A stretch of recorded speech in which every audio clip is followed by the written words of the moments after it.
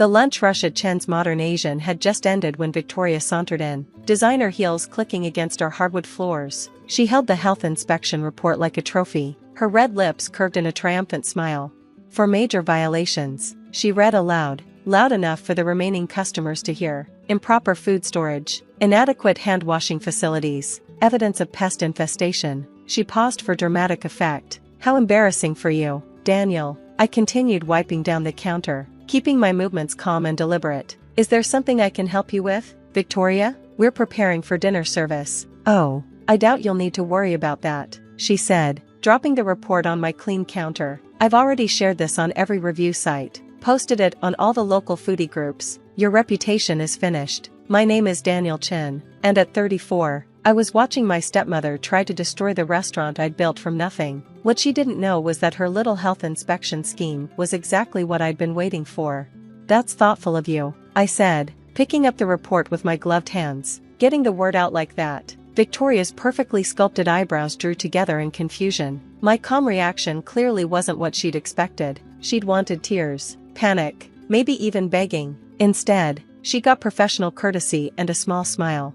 You don't seem to understand, she said, leaning across the counter. This is it, Daniel, the end of your precious little dream, just like I promised your father would happen if he left you anything in his will. Ah, there it was, the real reason for her vindictive campaign against my restaurant. 6 months ago, my father had passed away, leaving me a substantial inheritance, including the building that housed both my restaurant and Victoria's upscale boutique next door. She'd been his wife for barely 3 years, but somehow she'd convinced herself she deserved everything. What Victoria didn't know was that I'd seen this coming long before Dad died. I'd watched her manipulate him, isolate him from family and friends, position herself to take control of his assets. But Dad had been smarter than she'd realized. He'd seen through her act in his final months, though he'd kept that knowledge to himself. Your father was worried about you, she continued, examining her manicured nails. He told me you weren't ready for real responsibility. That's why he made me executor of the estate. I bit back a laugh. If she only knew about the conversations Dad and I had had in the hospital, about the plans we'd put in motion together. I appreciate your concern, I said, starting to prep vegetables for dinner service. Will you be staying for lunch? Chef Ming's special today is his award-winning Szechuan beef. You're not listening, she snapped, her composure cracking slightly. This report is real. The violations are documented. You're done. I looked up from my careful knife work. Oh, I'm listening, Victoria. I just think you might be the one missing something important. What's that supposed to mean? It means that sometimes people see what they want to see. They don't look deeper. Don't question why things fall into place so conveniently. She straightened up, smoothing her designer blazer. Are you suggesting something improper about the health inspection? Because I assure you, it was completely legitimate. Of course it was, I agreed. Just like the last 3 anonymous complaints about food safety. Just like the sudden cancellations of our catering contracts. Just like the mysterious negative reviews that all seemed to use the same phrasing. Victoria's face flushed slightly, but she maintained her superior smile. Sounds like you're just not very good at running a restaurant. I set my knife down carefully. You know what's interesting about pattern recognition, Victoria? Once you start looking for certain behaviors, they become very easy to document, very easy to track. What are you babbling about? Nothing important, I said, returning to my prep work, just thinking out loud. Will there be anything else? As I said, we're preparing for dinner service. She stood there for a moment longer, clearly thrown by my lack of distress. Finally, with a dismissive wave, she turned to leave. Enjoy your last few days in business, Daniel. Maybe next time you'll learn to respect your elders. As the door closed behind her, my sous chef Ming emerged from the kitchen. She bought it? I nodded, pulling out my phone to send a quick text. It's done. She took the bait. Ming grinned, retrieving a small device from under the counter, the camera that had recorded every second of Victoria's visit. Perfect timing too, right after we finished installing the new equipment. I glanced around my restaurant, at the state-of-the-art kitchen visible through the open design, the immaculate dining room, the gleaming surfaces that had passed every legitimate health inspection with flying colors. Victoria thought she was so clever, arranging for a fraudulent inspection during our scheduled renovation week. She had no idea that every violation in that report was about to become evidence in a much larger investigation. My phone buzzed with a response from Sarah, my lawyer. Report received. Meeting in 1 hour with the investigators. I turned to Ming. who'd been more than just a chef through all of this. He'd been my partner in an elaborate sting operation. Ready for phase 2? He nodded, already heading back to the kitchen. Been ready for months. Time to show her what real restaurant management looks like. Victoria thought she'd finally won. Thought she'd found a way to force me out of the building she coveted. She had no idea that every move she'd made had been anticipated, documented, and woven into a case that would make her health inspection scheme look like a minor footnote. Because while she'd been focused on destroying my restaurant, I'd been quietly building something much bigger. Something that would not only protect my business but expose years of fraud that went far beyond a fake health report. Dad had taught me well, sometimes you have to let your opponent think they're winning before you show them how thoroughly they've lost. 2 hours later, I sat in Sarah's downtown office, watching as she laid out documents across her conference table. District Attorney Michael Thompson and FBI agent Lisa Chen, no relation, sat across from us, reviewing the evidence we'd gathered over the past 6 months. The health inspection report was the final piece we needed, Sarah said, adding today's recording to the pile. Victoria didn't just arrange a fraudulent inspection, she actively spread false information about a licensed business with the intent to cause harm. That's just the beginning, Agent Chen added, pulling up files on her laptop. Once we started looking into her activities, we found a pattern going back years. The boutique next door? It's been laundering money for her real business. I nodded, remembering how Dad had first become suspicious. He noticed discrepancies in the store's revenue reports. Designer clothes were being sold for cash, but the inventory never seemed to decrease. Exactly, Michael said. Your father's notes were invaluable. He documented everything once he realized what was happening, but he knew confronting her directly would be dangerous. That's why he reached out to us. The truth was, Dad had done more than just reach out. In his final months, working with the FBI, he'd helped set up an elaborate trap, one that Victoria had walked right into, her greed and vindictiveness making her blind to the signs. Show him the footage, Sarah suggested.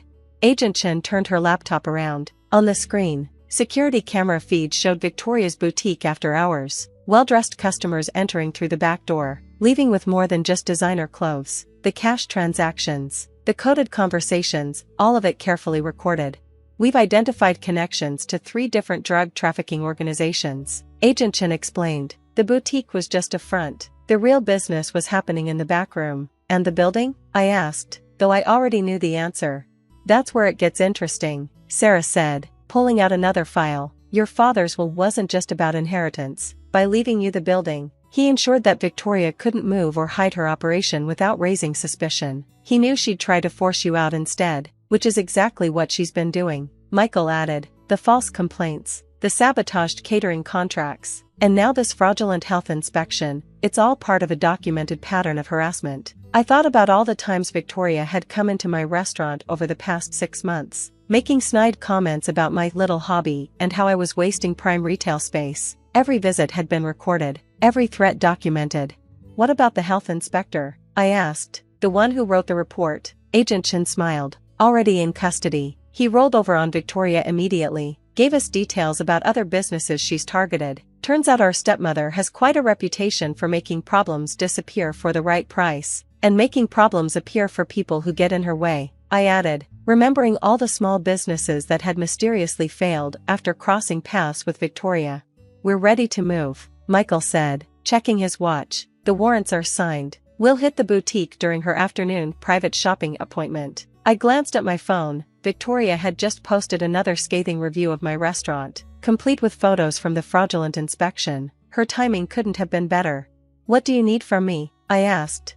Just keep doing what you're doing, Sarah advised. Run your restaurant, maintain your standards, let her think she's winning, and maybe, Agent Chen added with a slight smile, be ready with your phone camera at around 3 p.m. Something tells me it's going to be an interesting afternoon in the shopping district. I returned to Chen's Modern Asian just as the lunch rush was ending. Ming had everything running smoothly, our regular customers seemingly unaffected by Victoria's online smear campaign.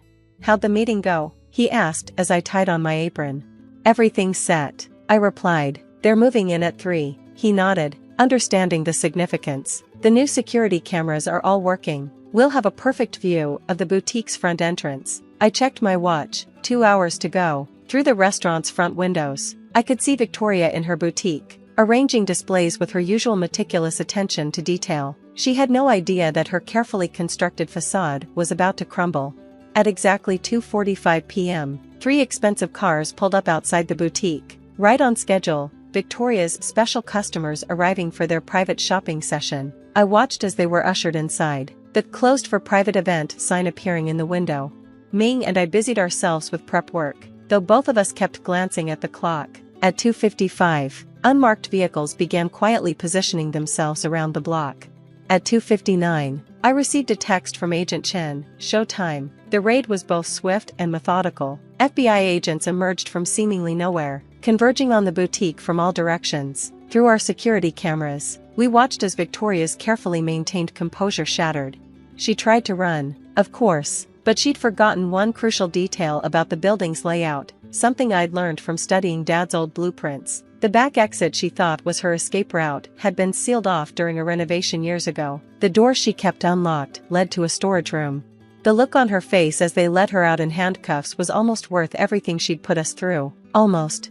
"Daniel," she shrieked, spotting me standing in my restaurant's doorway. "What did you do?" "I didn't do anything, Victoria," I replied calmly, my phone recording everything. "I just ran my restaurant. You're the one who decided to run something else." Her face contorted with rage. "Your father would be ashamed of you. After everything I did for this family." "Everything you did?" I cut her off. "You mean like isolating him from his friends? Manipulating his business decisions? Using his building as a front for your drug operation?" She went pale. "You can't prove any of that." "Actually," Agent Chen said, appearing beside her, "we can prove all of it. Your husband was very thorough with his documentation before he died." Victoria's carefully maintained facade crumbled completely. "Richard, he knew?" "He knew everything," I said quietly.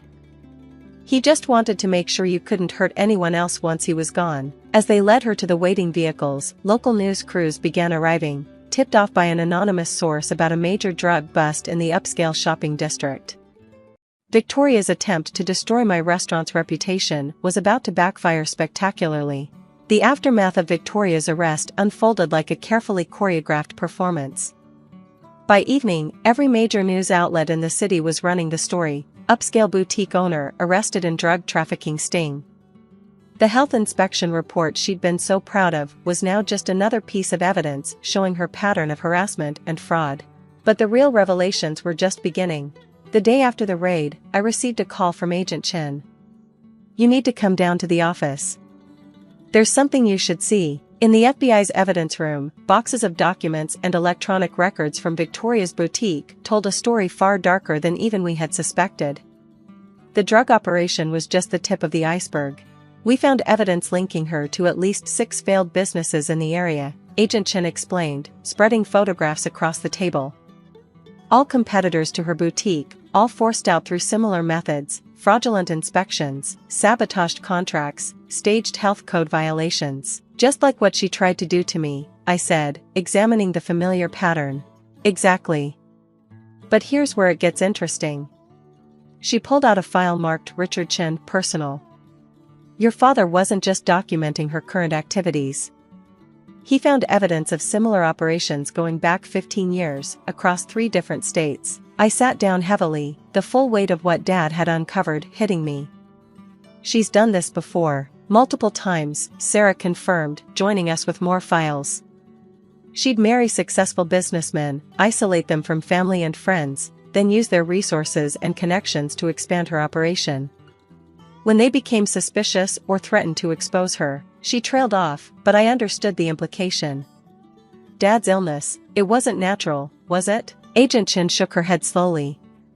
"We're having his medical records reviewed.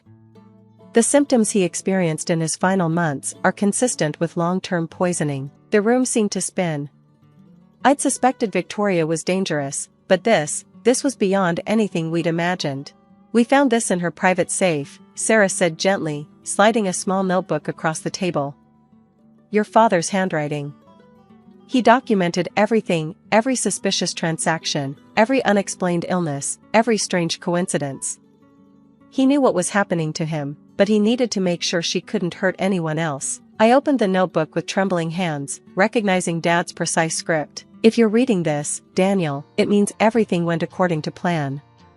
Victoria thinks she's smarter than everyone else, that's her weakness. She never considered that her target might be playing her instead. The building, the restaurant, the inheritance, it was all part of the trap. I knew she couldn't resist trying to take it from you. Knew she'd use the same methods she's used before. I'm sorry I couldn't tell you everything while I was alive. It would have put you in danger. But I taught you what you needed to know: patience, observation, the importance of keeping perfect records. Take care of the restaurant. It's more than just a business, it's proof that good things can grow in places where bad things once flourished.